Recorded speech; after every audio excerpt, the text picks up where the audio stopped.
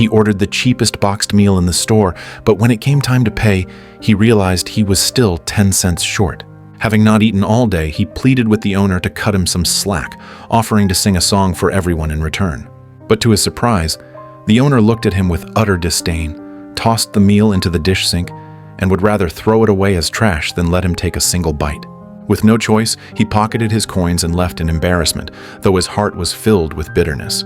All because James was a homeless man. In this indifferent society, no one spared him a shred of respect. That night, he could only keep rummaging through garbage bins, hoping to find something barely edible to fill his stomach. But fate hadn't completely abandoned him. The next day, while singing on the street, James spotted his father, Jack, shopping across the road. He hurried over to greet him. Dad? Dad? Hey, Dad. What are you doing here? In truth, Jack had already noticed James, but he quickened his pace, pretending not to see. James realized this too, yet still approached him with a forced smile, making the atmosphere painfully awkward. But faced with the rare chance of a full meal, James wasn't going to let the opportunity slip away. Just as he was about to speak, his stepmother, Hillary, appeared at that very moment. Coming together? Christmas dinner? Right, Dad? Well, I wish we'd known. Unfortunately, our table's full, so... Always room for one more at Christmas. For a brief moment, his father's guilt flickered. But to Hillary, James was nothing more than a disease. His very presence made her uncomfortable. Any thought of a family Christmas gathering was simply out of the question. Perhaps out of guilt, Jack slipped James a bill before leaving, adding a polite remark. Maybe New Year's, okay? But that casual remark ignited a spark of hope in James. He believed his father was simply embarrassed to invite him in front of Hillary. If he took the initiative, maybe he could join them for Christmas dinner after all. Looking at the warm and cozy house, James saw that his father now had 2 more daughters. He couldn't help but feel envious. With gifts in hand and hope in his heart, he knocked on the door. Jack's face was a mix of discomfort and helplessness. But on New Year's Eve, how could he possibly kick his own son out? Unfortunately, his stepsisters had no intention of being polite to this uninvited guest. And Mummy doesn't like you. Mummy says you're a junkie. The once festive atmosphere quickly descended into chaos. With more guests arriving soon, Jack had no choice but to ask James to leave. James knew it was time to go before things got even worse. He returned to his tiny shelter, alone. But the next moment, a strange noise echoed.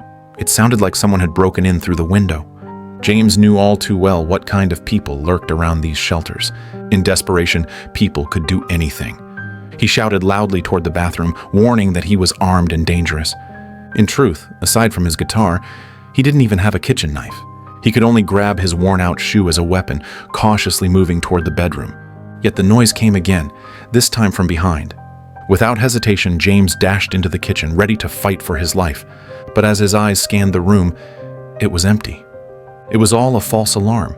It turned out the intruder was a hungry cat that had slipped in through the kitchen window and was devouring James's last bit of cereal. Despite its stray appearance, the cat was surprisingly friendly. James, unable to resist its charm, didn't chase it away. Instead, he poured his last bottle of milk into a bowl, letting the cat enjoy a decent meal. He knew all too well what it meant to be starving. That night, in the long hours of solitude, James was grateful for the tiny, wandering life keeping him company. But deep down, he thought, surely someone must be waiting for this cat to return home. Guiding it back out, he was surprised when the cat lingered, reluctant to leave. One night, okay? It purred contentedly as James strummed his guitar, the song tinged with melancholy and sadness. When the tune ended, James said goodnight to the cat and retreated to his bedroom. Quietly, the cat climbed onto his bed, and together, man and cat endured the long, cold night. The next morning, James carried the cat around the shelter area, asking if anyone had lost it. But the answers were all the same. People here struggled to survive themselves. Who could afford to keep a cat? James realized that the cat was a stray. Though he had grown fond of it, James chose to let it go. He was no different from anyone else here, barely scraping by with no means to care for a pet. But what James didn't know was that this seemingly ordinary cat was about to change his broken life. That day, Nothing went right. He had just found a good spot to sing when security shooed him away, claiming he was a safety and health hazard. After a whole day's effort, James had barely earned a few coins. He returned home, feeling utterly dejected, only to find the cat had been waiting for him all along, with fresh, bleeding wounds on its body.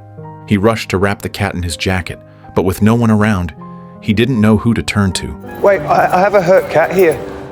Luckily, a girl named Betty, also living in the shelter, offered her help.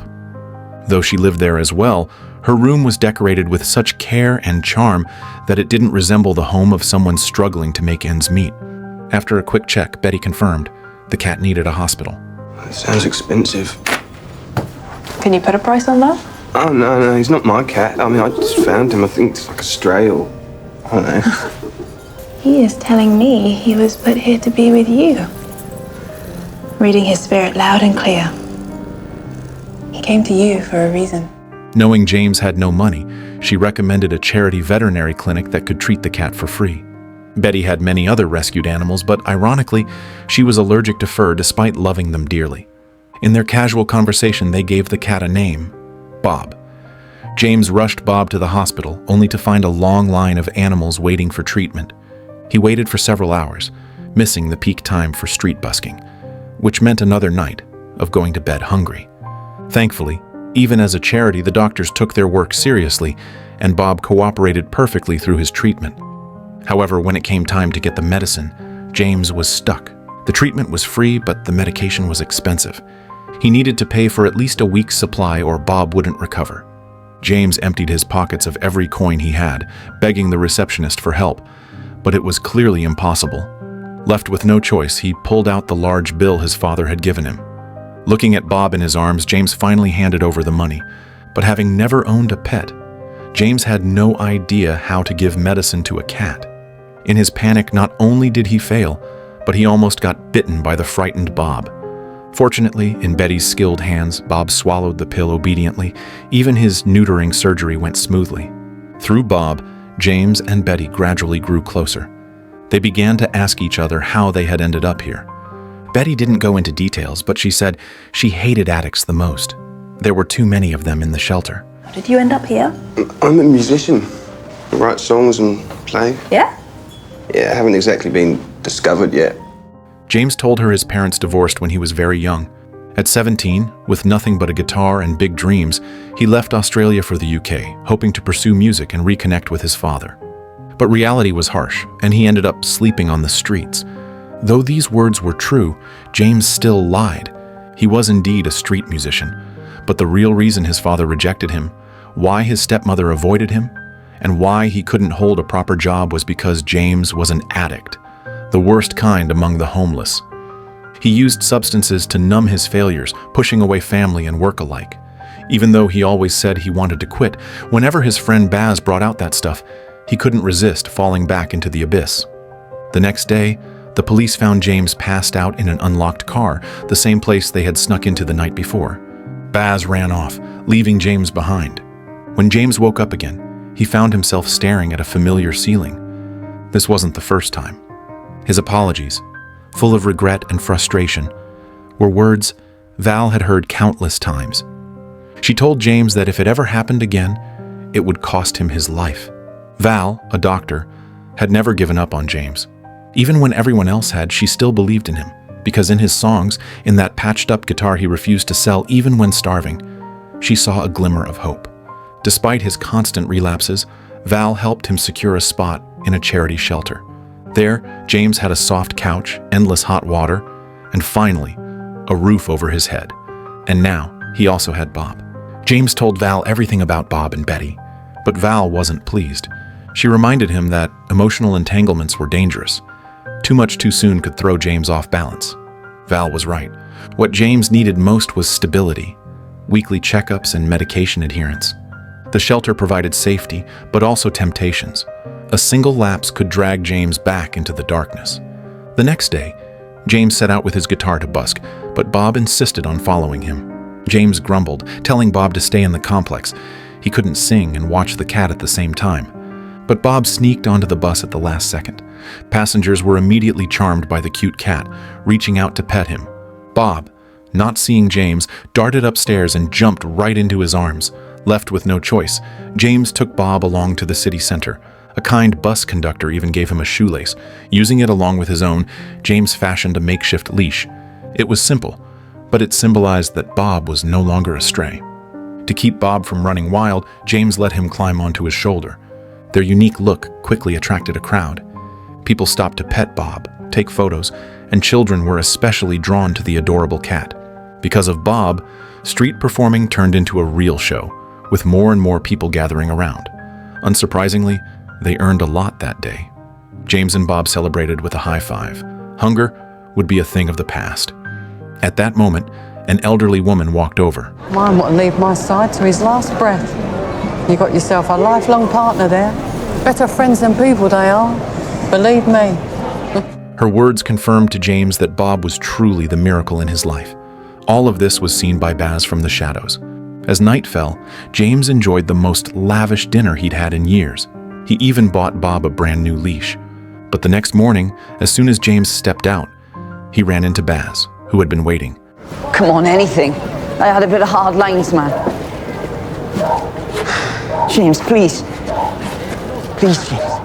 James wanted to refuse him, but remembering their past, he gave Baz his largest bill, begging him to buy food, not anything else.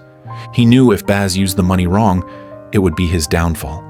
Christmas Eve arrived and more people came to see James and Bob. He no longer worried about daily survival. The elderly lady even prepared a Christmas gift for Bob, a beautiful new scarf. Everything seemed to be getting better. James slowly regained the confidence he had lost long ago. With newfound courage, he invited Betty to Christmas Eve dinner. Betty happily accepted. It was destined to be a warm night. Life must be good. Yeah, well, it feels like I'm joining the real world after all these years, you know? Meaning? Though James almost slipped up, remembering Betty's hatred of addicts, he decided to keep his past a secret. He planned to hold on until he truly turned his life around, letting his shameful past fade away. To prepare for Christmas the next day, James bought plenty of canned fish for Bob and a bouquet of flowers for Betty. He was falling for Betty without even realizing it. But on the way home, James saw something he least wanted to see. Baz was collapsed on the ground, surrounded by scattered syringes. Baz, wake up. Can somebody call an ambulance? Call an ambulance. You're on the way. Baz, come on, wake up. Hearing his cry for help, Betty rushed over. Without hesitation, she directed James to call an ambulance and immediately performed CPR on Baz. Her swift actions showed this wasn't her first time. Unfortunately, despite the ambulance arriving as quickly as possible, Baz couldn't be saved. Betty saw the question in James's eyes and decided not to hide anymore. Her brother had once been an addict too. Her brother had always been everything to Betty, and the paintings hanging in her room were all his work. He was Betty's teacher, protector, and mentor. They were the closest of siblings, but were separated forever because of illicit substances. Since then, Betty had hated every addict, not for what they did to themselves, but for how they hurt everyone who loved them. Her words left James completely shaken. He didn't want to die. He didn't want to betray Betty's love. He didn't want to lose Bob or the fragile happiness he had finally found. The next day, James rushed to find Val. But Val knew that the more anxious he was, the less likely he'd succeed. She told him to be patient and wait until after Christmas to make a proper plan. James and Betty spent Christmas together. Without money for a Christmas tree, they decorated a floor lamp with colorful streamers instead. James gave Betty a bracelet, not expensive, even a little cheap, but Betty loved it. Of course, there was also a gift for Bob. And of course, her brother's paintings were an essential part. Betty, who couldn't sing, softly hummed along as James strummed his guitar. Sitting by the river at sunset, James had the impulse to kiss Betty, but in the end, they simply held each other's hands tightly. On Betty's wrist was a tattoo of her brother's name, a bittersweet memory of happiness and eternal regret. That evening, James cleaned himself up and made a bold decision. Since Bob was so well loved, he would bring Bob to his father's house for Christmas Eve. But as fate would have it, both of his half-sisters were allergic to cat fur. Chris, leave it!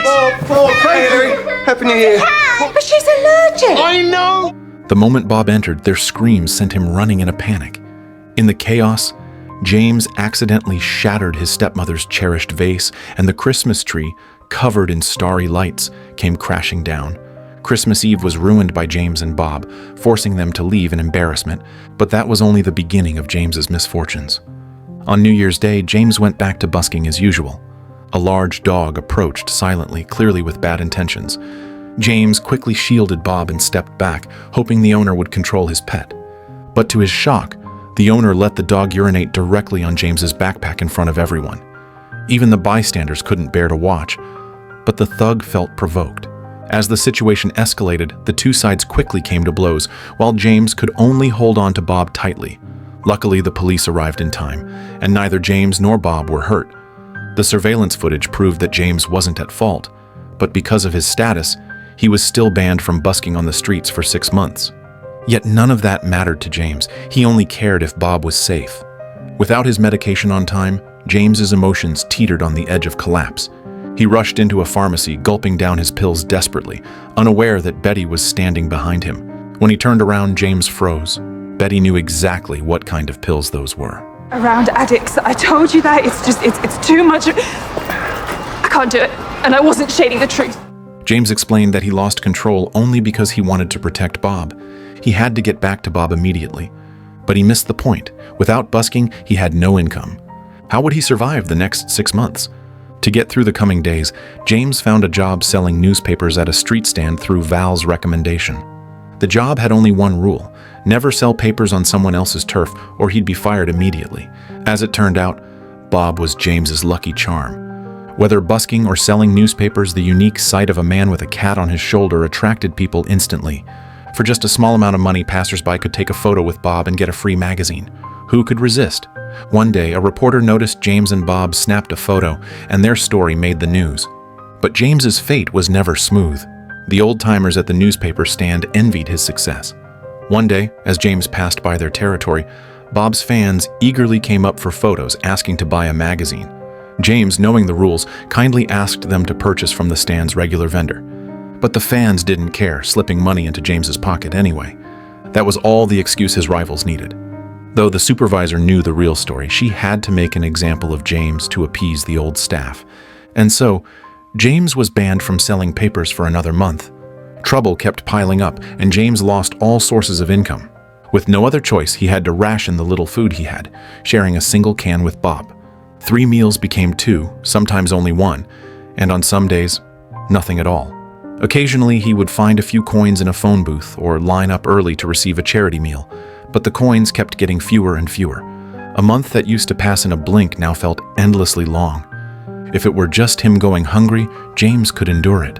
But seeing Bob endure hunger broke James's heart. Desperate, James took risks, busking in subway corners, hidden alleyways, anywhere the police might not catch him. When Betty heard that James had ignored the rules and gone back to busking, she was both angry and heartbroken, not knowing how to deal with the mess in front of her. What am I supposed to do? How am I supposed to eat? I don't know. I don't know. What do you want me to do? Just erase the last 20 years of my life and start over? I don't know. I would if I could. Who shouts like this in public? Junkies do. And the people who fall in love with them, that's who. Neither James nor Betty had ever imagined that their first confession to each other would happen in such a way. Both of them struggled to calm down, unable to find the courage to face each other again. Finally, after a long month, James got his job back. As more and more people started to pay attention, the media took notice of them as well, including Mary, the editor of a publishing house, who often supported him during his busking performances. One day, a well-dressed woman approached asking if she could adopt Bob. She promised a better environment, better conditions, and better food. More importantly, she said her son adored Bob, and if necessary, she could pay. Every word she spoke carried thinly veiled contempt for James, treating Bob like a commodity. James couldn't bear it and snapped back with the same cold tone. The woman's face instantly darkened. She slammed James's magazines to the ground. The loud noise startled Bob, who leapt from James's shoulder in fright. In the midst of the busy traffic, dangers lurked everywhere, and a dog was still chasing after Bob.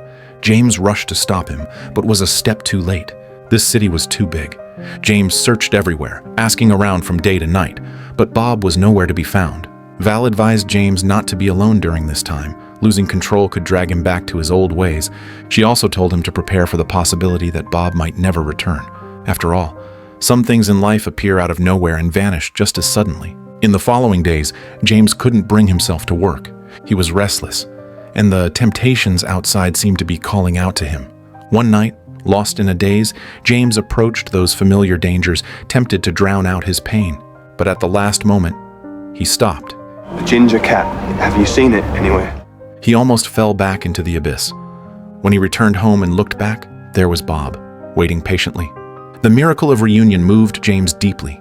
He silently vowed never to part with Bob again. The next day, James resolutely went to the clinic, fully prepared to stop his medication. Betty warned him to be ready. It would be like the worst flu of his life, only 100 times worse. Every minute would be a battle against himself, but if he could survive a week, he'd see the light. For the old James, this sounded impossible. But James told Val that, because of Bob, even those who once looked down on him now called him Bob's owner, with respect.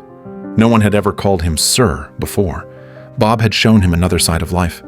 Finally, James stood before Betty's door. He knew she was inside. She knew exactly what the next few days would bring. As James turned to leave, Betty opened the door. She told him to stock up on food. Any excuse to go out could be a trap. If needed, she would bring him meals and lock his door herself. But James refused. He didn't want Betty to see him at his worst. Besides, he had Bob to keep him in check. As Val said, the process was much harder than James had imagined. At first, he distracted himself with his guitar, fiddling with rubber bands.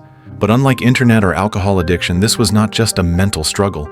It was even more a physical torment. It felt like he was riding a bike nonstop. Even lying down, his legs wouldn't straighten.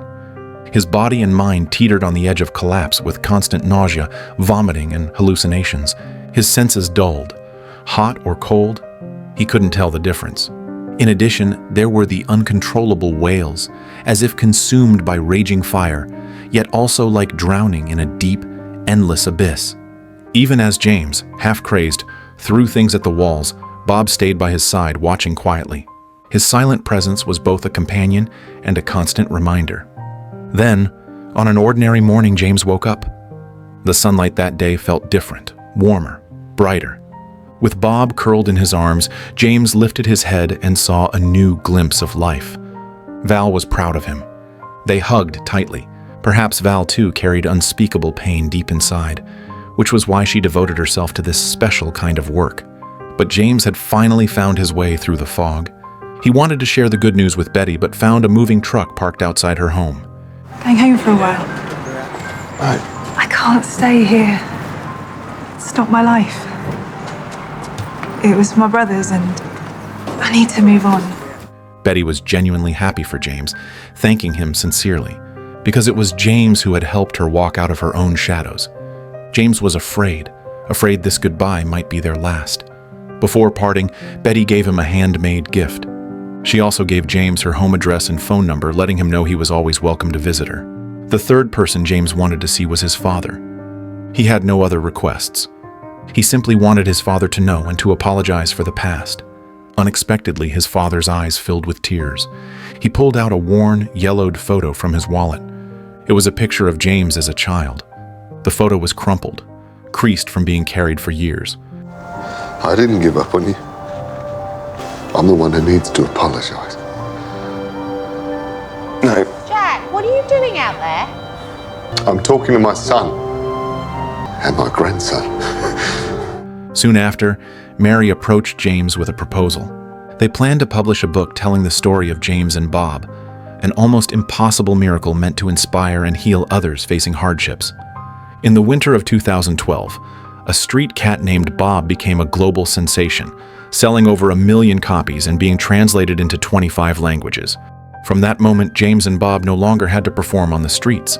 They finally found happiness and stability. Everything James had once lost returned to him in a different form. But what made this story truly precious was that it was based on real events. At the end of the film, the real James appeared on screen, and Bob, being Bob, played himself throughout the entire movie. The director had tried 6 other cats as stand-ins, but none could match Bob. Bob remained loyally perched on James's shoulder, traveling the world, and together they worked to raise awareness for homelessness and animal welfare. Everyone who witnessed or heard their story was deeply moved, often to tears. Videos of their street performances captured by passersby spread widely across the internet. But life is always fleeting. In June 2020, Bob tragically passed away in an accident. Upon hearing the news, the government honored Bob with a bronze statue in Islington Green, London. James was devastated, unable to accept the loss. Once again, he stood at a crossroads in life, a hungry, frail, stray cat, a man who had lost all hope. Some say Bob used his 13 years of life to change the course of James's destiny, but didn't James also spend 13 years ensuring that Bob would never be astray again? He was a homeless man, but his cat was not. James was both an unfortunate and a fortunate man. His troubled childhood led him astray, but his kindness and refusal to give up pushed him toward a new life. That year, he didn't just rescue a kitten. He saved a frightened child curled up in a corner, lost after making mistakes. He appeared on the darkest days of your life, when no one believed in you. He didn't care about your appearance, your money, your past, your mistakes, or your future. He simply stayed by your side, without crying, without smiling, without making a sound. And suddenly, life seemed to shift. People started to greet you, applaud for you, stop for you, even feel sorrow for you. You thought he was a messenger from heaven. You thought your life had been forgiven. But in truth, you had simply given yourself a chance for the part of you that, no matter how bad things were, still longed for a better future, a chance that was always within reach.